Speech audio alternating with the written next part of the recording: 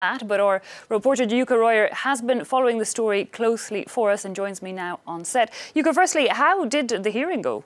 Well, as you can see, he's looking rather gaunt in that court sketch there. He had lost considerable amounts of weight. He arrived in the courtroom handcuffed and with a rope tied around his waist, like any other suspects in Japan. He was wearing a suit, but with no necktie or belt because they're banned for fear of suicide attempts. He was wearing slippers instead of shoes to prevent him from running away. Now, the presiding judge started the hearing by giving him the reason for his detention. Now, it was, as expected, it was fairly vague that the judge told him that he was a flight risk, that he may try to conceal evidence once released. Now, the defense lawyers gave their statement, and after that, Carlos Ghosn read out his prepared statement.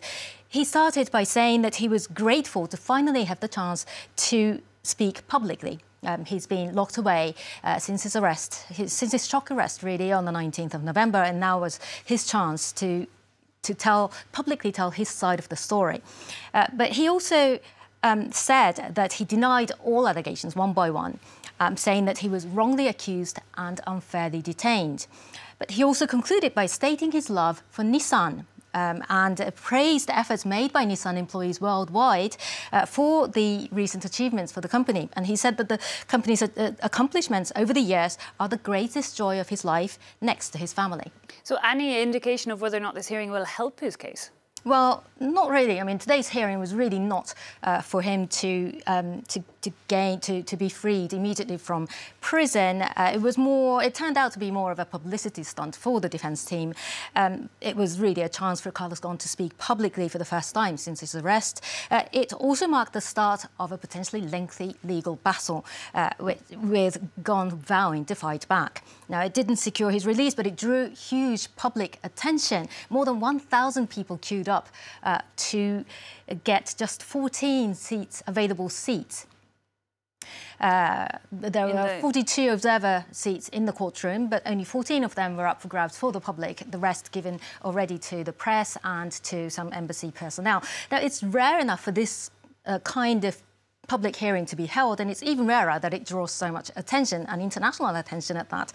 It also helped shed a light on some idiosyncrasies of Japan's judicial system, where suspects tend to be held in detention as long as they deny the allegations against them and are treated like convicts even before their indictment. And this current detention period, if you like, is set to expire on Friday, isn't it?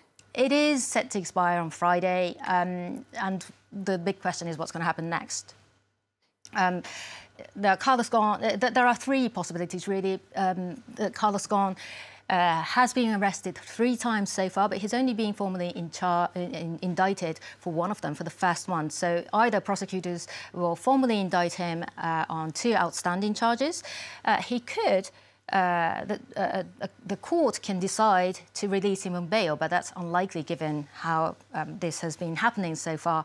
And also there is a possibility that prosecutors find some new charges against him and re-arrest him for the 4th time. OK, we'll have to keep a close eye on those developments in Japan. Thanks a lot, Yuka Royer, for that update. Well, meanwhile,